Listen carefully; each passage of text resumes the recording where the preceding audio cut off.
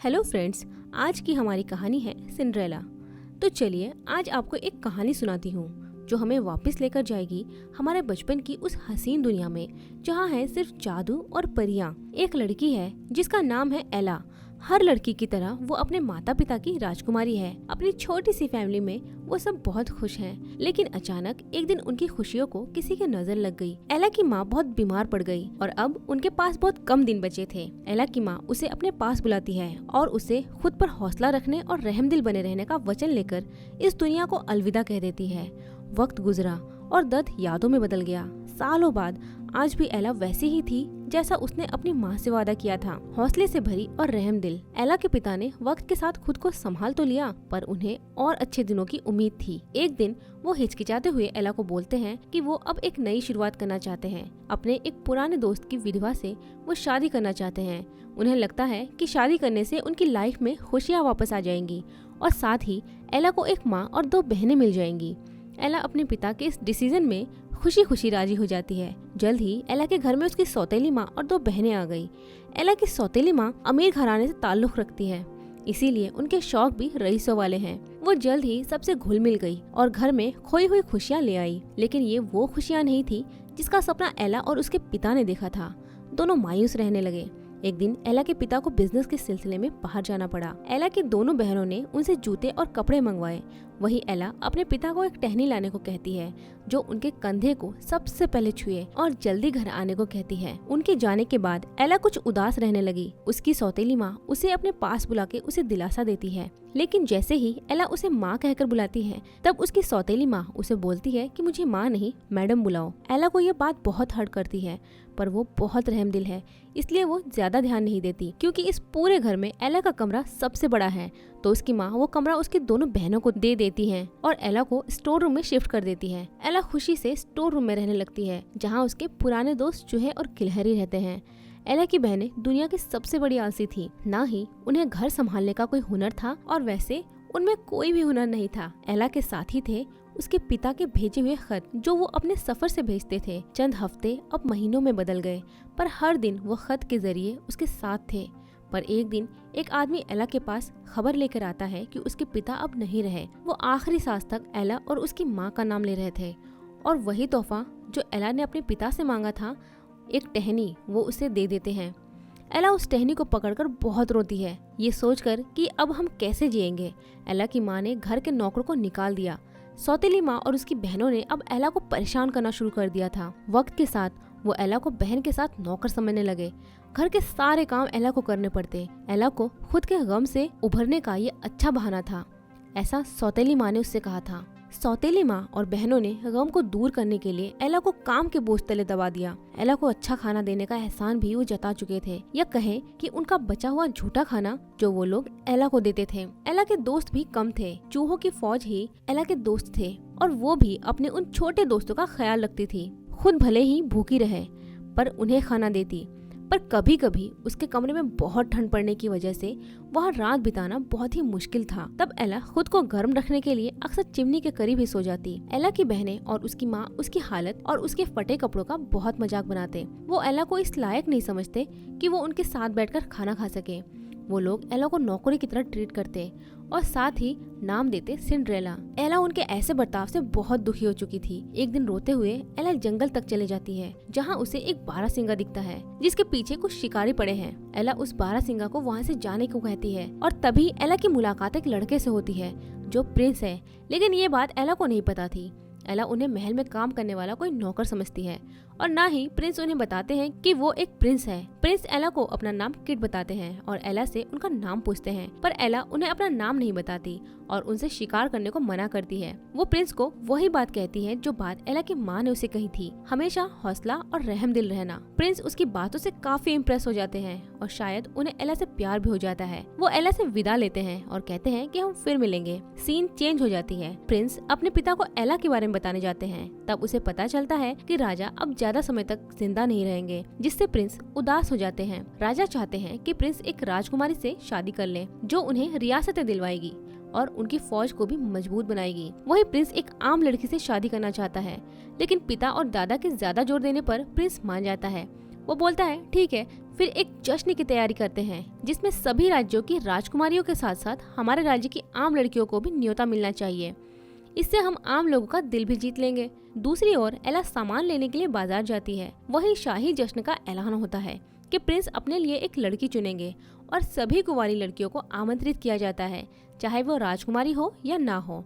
एला ये बात सुन के काफी खुश हो जाती है और घर आकर अपनी माँ और बहनों को ये बात बता देती है। वो लोग ये खबर सुन के खुशी से पागल हो जाते हैं। एला की सौतेली माँ एला को डिजाइनर के पास जाकर 3 ड्रेसेस बनवाने को कहती है, जिससे एला खुश हो जाती है और अपनी सौतेली माँ से कहती है, आप कितनी अच्छी है, आपने मेरे बारे में सोचा।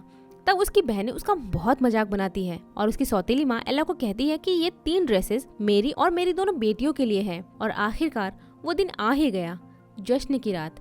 एला की सौतेली माँ ने भले ही उसे ड्रेस के लिए मना कर दिया हो, पर एला के इरादे नहीं टूटे। वो खुद ही अपनी माँ की पुरानी ड्रेस को सिल के अपने लिए तैयार कर लेती है। जब एला अपनी माँ की ड्रेस पहन के नीचे आती है तो उसकी सौतेली माँ और बहनें उसका मजाक बनाते हैं, यहाँ तक कि उसकी पहनी हुई ड्रेस भी फाड़ देते हैं और उसे घर में अकेला छोड़कर जश्न में चले जाते हैं। एला बहुत रोती है। तभी एला को एक बूढ़ी औरत दिखती है जो एला से कुछ खाने के लिए मांगती है। एला उन्हें पीने के लिए दूध देती है। वो बूढ़ी औरत एला से उसके रोने की वजह पूछती है, पर एला उन्हें कुछ नहीं बताती। फिर वो एला को बताती है कि वो एक फेरी गॉड मदर है, पर एला को उन पर विश्वास नहीं होता। फिर वो अपने असली रूप में आ जाती है और एला से बग्गी के लिए कुछ मांगती है। एला एक कद्दू देती है जिस पर जादू करके फेरी गॉड मदर उसे खूबसूरत बग्गी में बदल देती है। चूहों को घोड़ों में, छिपकली को दरबान में और हंस को बग्गी चलाने वाला सारथी में। फिर वो एला की ड्रेस को खूबसूरत नीले रंग के गाउन में तब्दील कर देती है और उसके सिंपल जूतों को कांच के जूतों में बदल देती है। एला बहुत खूबसूरत लगती है, एकदम एक राजकुमारी की तरह। एला फेरी गॉड मदर को शुक्रिया बोलती है और वहाँ से जाने लगती है। तभी फेरी गॉड मदर एला को बताती है कि ये जादू आधी रात तक ही रहेगा, उसके बाद तुम पहले जैसे हो जाओगी। हम देखते हैं एला के महल में पहुंचते ही सभी की नजर एला पर ही होती है। प्रिंस एला को डांस करने के लिए बोलते हैं और एला उनके साथ डांस करने लगती है। दोनों ही एक दूसरे में खो जाते हैं। एला की सौतेली माँ भी एला को नहीं पहचान पाती। प्रिंस एला को अपने साथ ले जाते हैं और अपने बारे में बताते हैं कि वो एक प्रिंस है, क्योंकि एला प्रिंस को नौकर समझती थी। दूसरी तरफ महल के मंत्री और ग्रैंड ड्यूक एला के बारे में पता लगाने की कोशिश करते हैं, पर उन्हें कुछ भी पता नहीं चलता। इधर हम देखते हैं कि एला और प्रिंस दोनों एक दूसरे से बहुत बातें कर रहे हैं। वो एला को बताते हैं कि उनके पिता अब ज्यादा दिन तक नहीं रहेंगे। वो चाहते हैं कि मैं एक राजकुमारी से शादी करूं।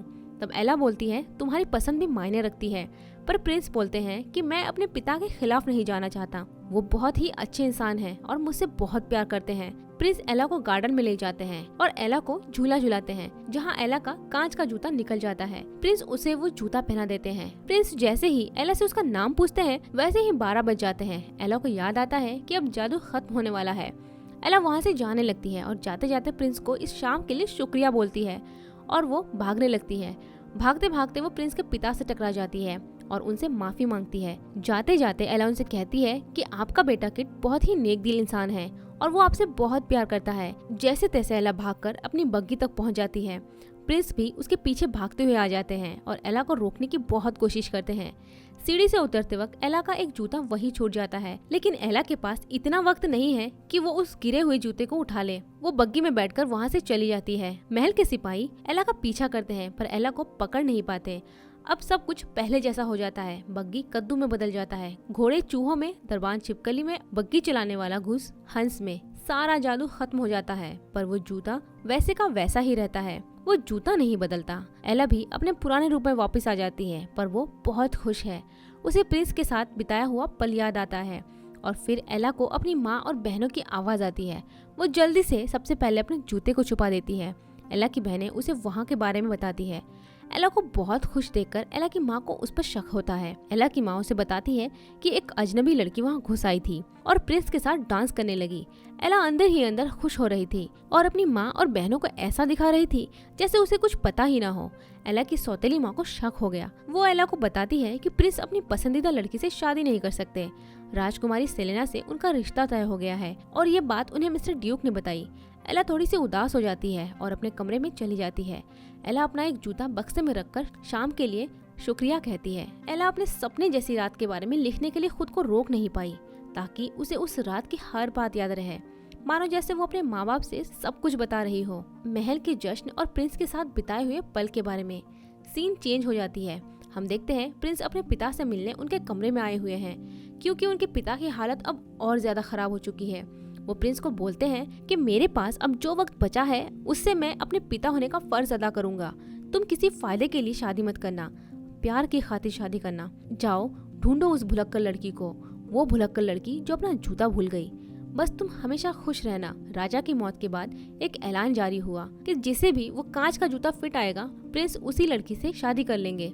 एला ये खबर सुन के बहुत खुश हो जाती है और अपने घर जाकर वो बक्सा खोलती है जिसमें जूता रखा हुआ है, लेकिन जूते को वहाँ न देखकर वो परेशान हो जाती है। तभी वो देखती है कि उसकी सौतेली माँ अपने हाथ में वो कांच का जूता लिए बैठी है।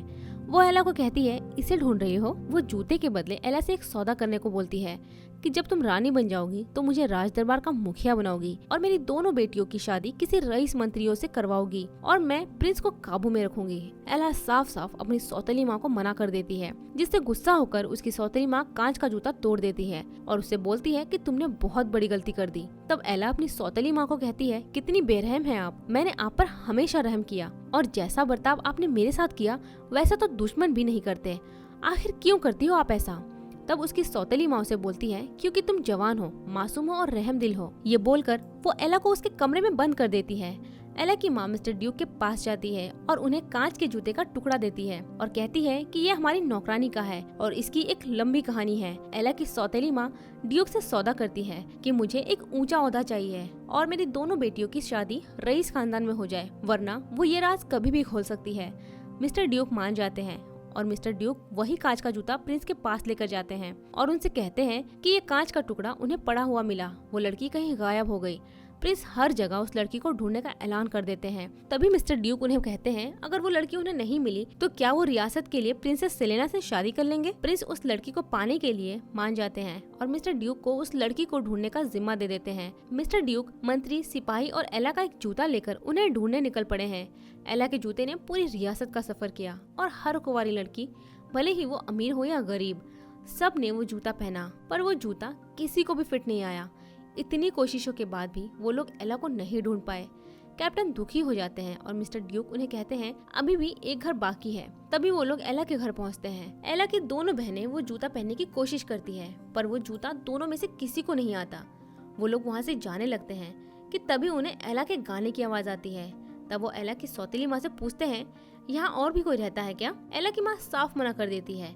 कैप्टन को शक हो जाता है कि ये औरत झूठ बोल रही है और मिस्टर ड्यूक उन्हें वहाँ से चलने को कहता है, लेकिन सिपाहियों के बीच में छिपे हमें प्रिंस दिखते हैं और वो कैप्टन को हुक्म देते हैं कि इस आवाज का पता लगाओ और जाकर देखो। कैप्टन अंदर जाते हैं तो उन्हें एला मिलती है। एला की सौतेली माँ कैप्टन को बताती है कि ये सिर्फ एक नौकरानी है और कैप्टन को एला को ले जाने से रोकने की कोशिश करती है। तब कैप्टन उन्हें बहुत बुरा भला बोलते हैं और साथ ही एला को प्रिंस के पास ले जाते हैं।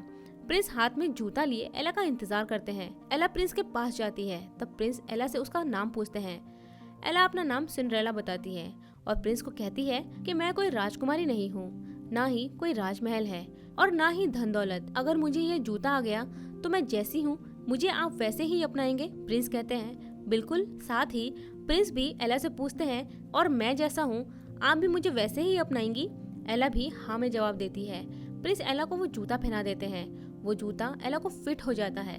प्रिंस एला को अपने साथ ले जाते हैं, लेकिन जाते जाते एला अपनी सौतेली माँ और बहनों को माफ कर देती है। उन्हें भले ही माफी मिल गई हो, पर सिंड्रेला की सौतेली माँ और दोनों बहनें जल्द ही मिस्टर ड्यूक के साथ चली गई और उन्हें राज्य से बाहर निकाल दिया गया। प्रिंस और एला की शादी हो जाती है और वो दोनों बनते हैं अपनी रियासत के सबसे दरियादिल और बेहतरीन राजा और रानी। रानी बनने के बाद भी एला दुनिया को आज भी पहले की तरह ही देखती है, थोड़े से हौसले, रहम और प्यार के साथ, और हाँ कभी कभी थोड़े जादू के साथ भी। और इसी के साथ ये मूवी यही खत्म होती है। तो फ्रेंड्स, कैसी लगी आपको ये मूवी? और अगर आपको हमारा एक्सप्लेनेशन अच्छा लगा हो तो कमेंट करके ज़रूर बताएं। वीडियो को लाइक, शेयर एंड सब्सक्राइब करना ना भूलें। मिलते हैं एक और मज़ेदार कहानी के साथ, तब तक के लिए बाय बाय।